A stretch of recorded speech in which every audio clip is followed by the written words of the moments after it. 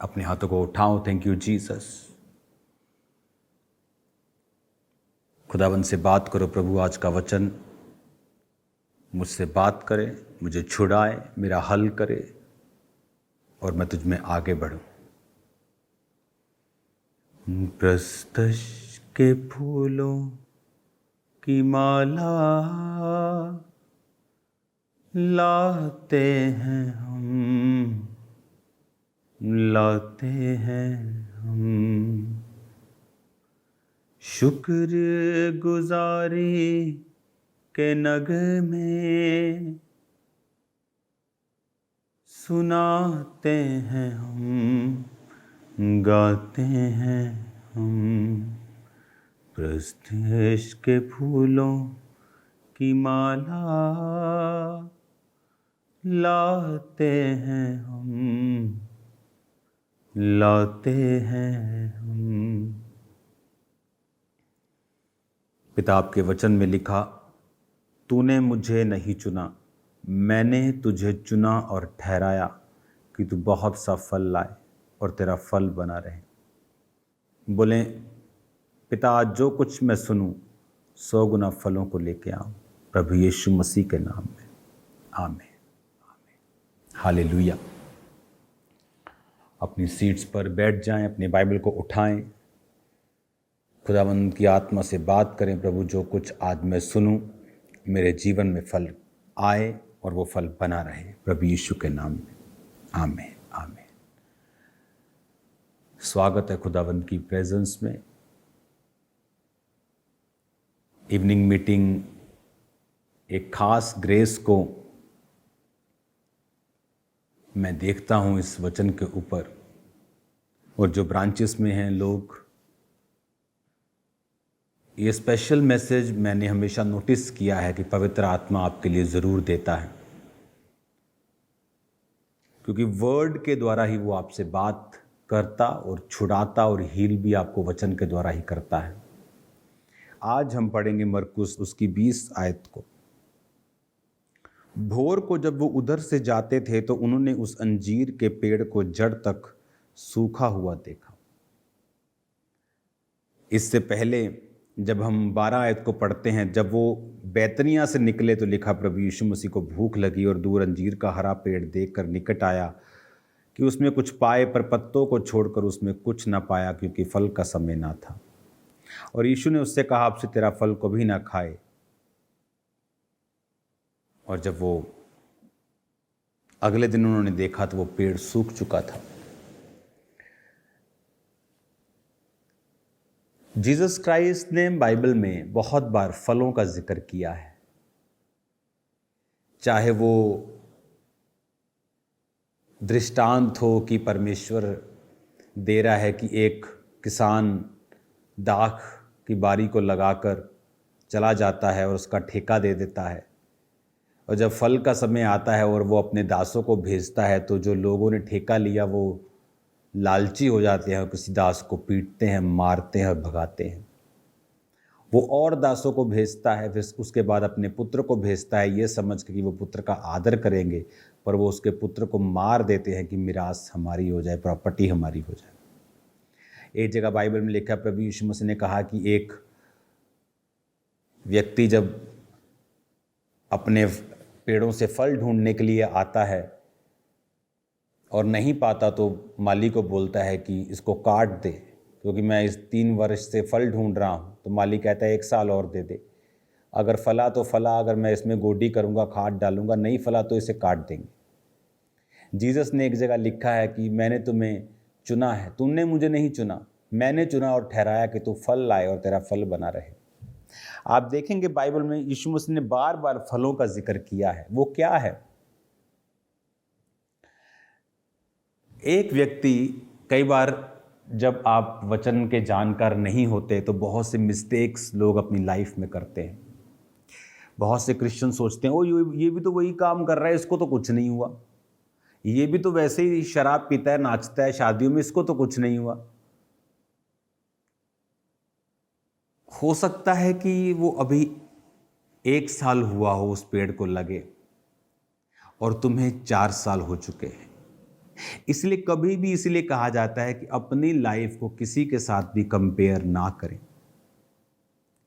अब यहां पर परमेश्वर एक पेड़ को देखता है और पत्ते देखकर उसके पास जाता है, लेकिन जब करीब जाता है तो फल नहीं था, क्योंकि फल का समय नहीं था। लेकिन अंजीर के पेड़ की खासियत ये होती है कि जब फल आने वाले होते हैं तो उसके पहले उसके पत्ते नए हो जाते हैं। तो पत्ते नए होते तो फल आता है। वो पेड़ ये तो दिखा रहा था कि मेरे पास पत्ते हैं, लेकिन फल नहीं था।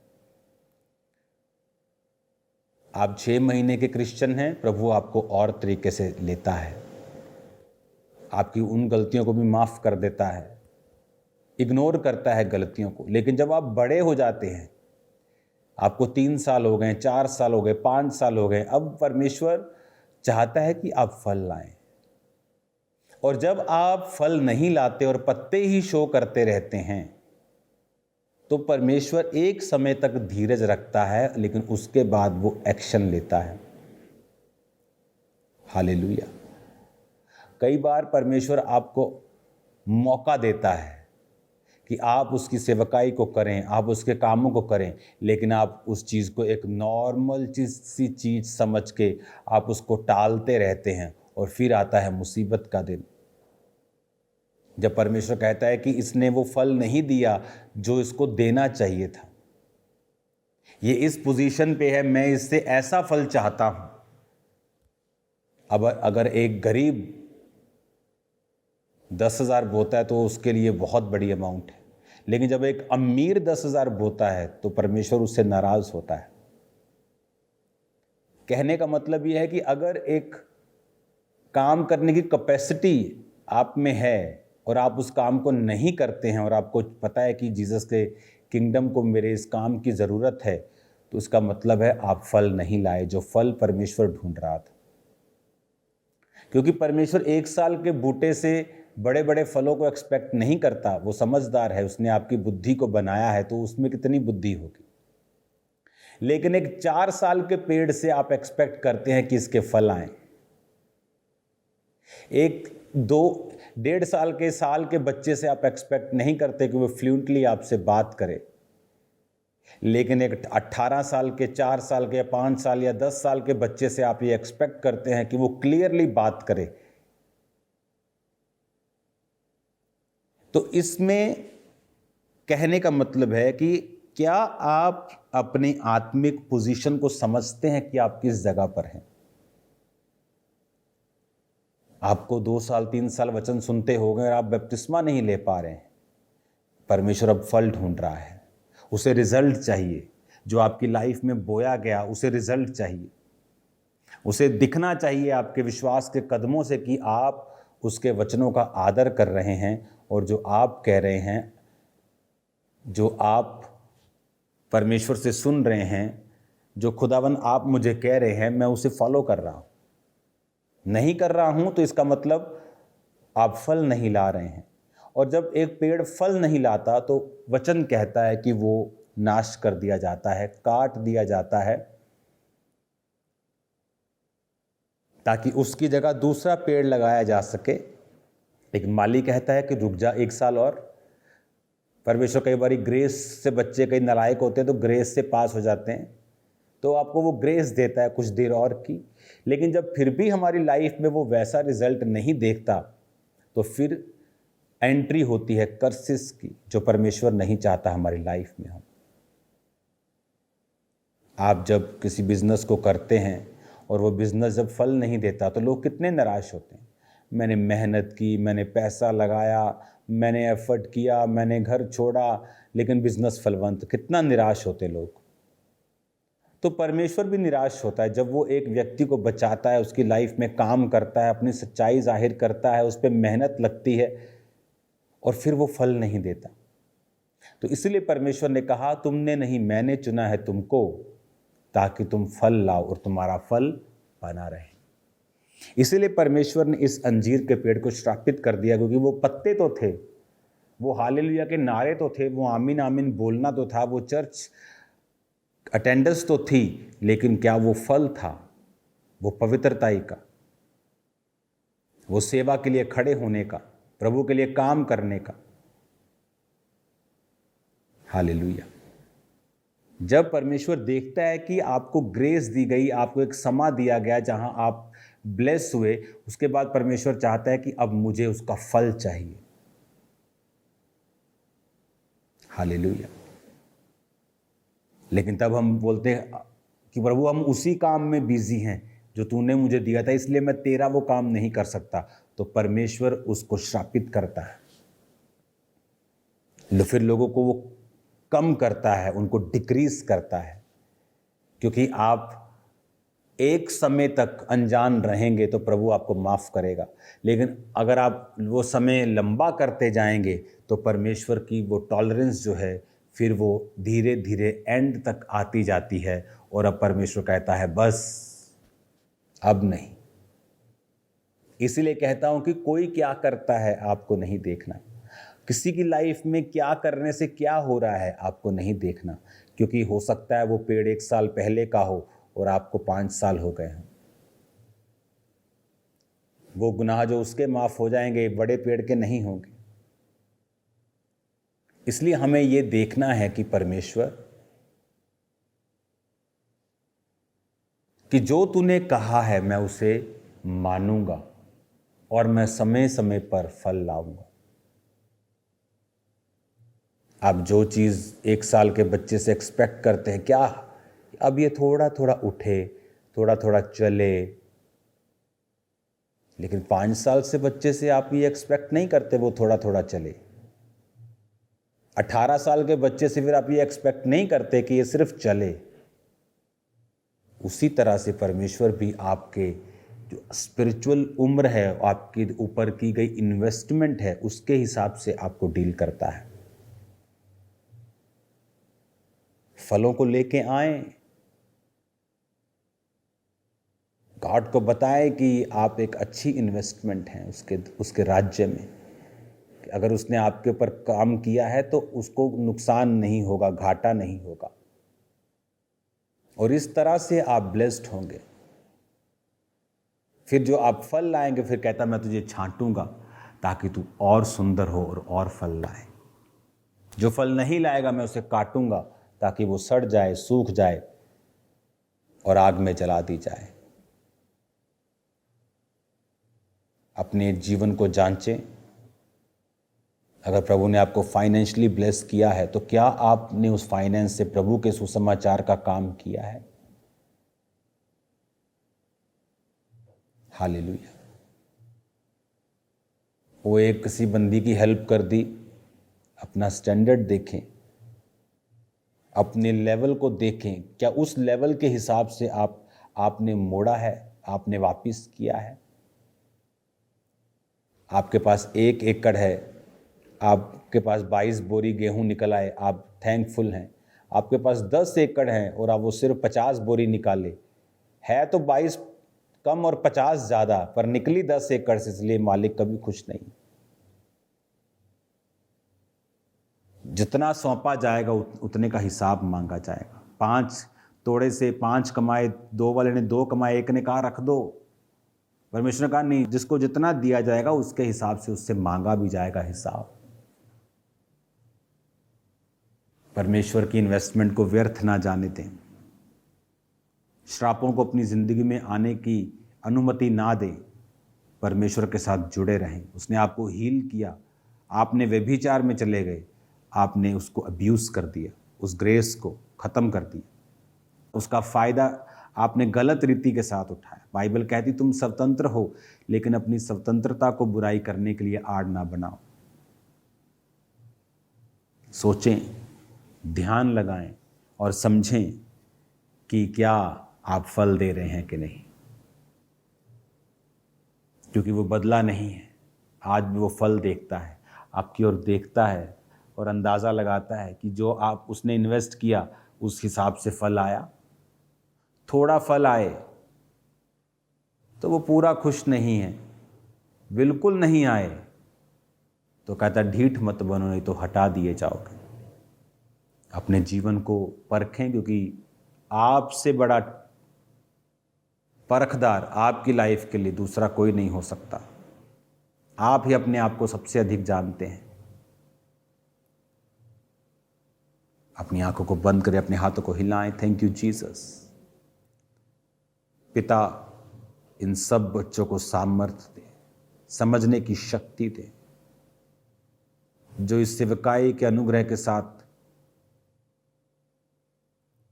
जो तूने मुझे आत्मिक बेटे और बेटियां दी हैं खुदावन, इनकी बुद्धि को खोल, इन्हें समझ दे, ये तुझे फल दें, तेरी महिमा करें, प्रभु यीशु मसीह के सामर्थी नाम में। आमीन, आमीन। God bless you all. तेरे रूह से, तेरे रूह से, तेरे रूह से खुदावन खुदा, एक काम नया तू करेगा, बियाबान में दरिया बहेगा। अपने हाथों को उठाएं सब भाई सब बहनें, कहे परमेश्वर आज मैं विश्वास करता हूं, मैं विश्वास करती हूं परमेश्वर एक काम नया तू करेगा, बियाबान में दरिया बहेगा, हर दरवाजा जो बंद खुल जाएगा। अपने हाथों को हिलाएं और कहे हर दरवाजा जो बंद खुल जाएगा, सहरा में भीग राह बन जाएगा, सहरा में भीग राह बन जाएगा। उसका वचन कहता है ना तो बल से ना शक्ति से, परंतु उसकी आत्मा से सब कुछ हो सकता है। अपने हाथों को स्वर्ग में हिलाएं और कहें तेरे रूह से, तेरे रूह से, तेरे रूह से खुदावन खुदा, तेरे रूह से, तेरे रूह से, तेरे रूह से खुदावन खुदा, तेरे रूह से, तेरे रूह से, तेरे रूह से खुदावन खुदा, तेरे रूह से, तेरे रूह से, ये सारों के साथ तेरे रूह से खुदावन खुदा, तेरे रूह से, तेरे रूह से, तेरे रूह से खुदावन खुदा, तेरे रूह से, तेरे रूह से, Lord Jesus, तेरे रूह से खुदावन खुदा, ये पहाड़ भी मैदान हो जाएगा, ये पहाड़ भी मैदान हो जाएगा, ये पहाड़ भी मैदान हो जाएगा,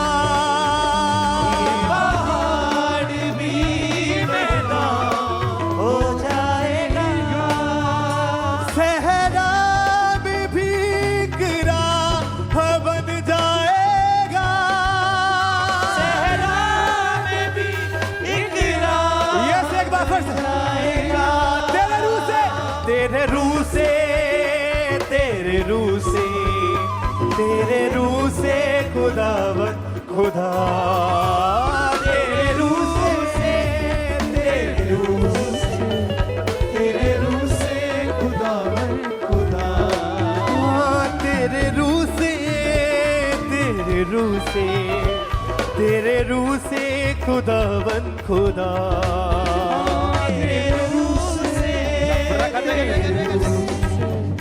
तेरे रूह से खुदावन खुदा।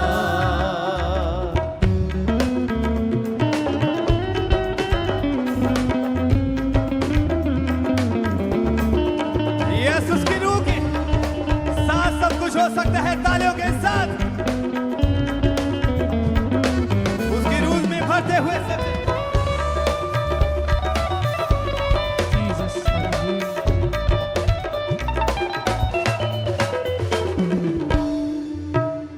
एक काम नया तू करेगा, बियाबान में दरिया बहेगा। एक काम नया तू करेगा, बियाबान में दरिया बहेगा।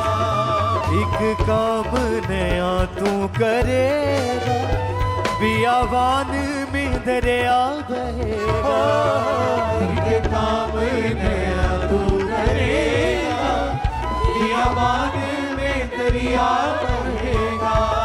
हर दरवाजा जो बंद खुल जाएगा, हर दरवाजा जो बंद खुल जाएगा। हर दरवाजा जो बंद खुल जाए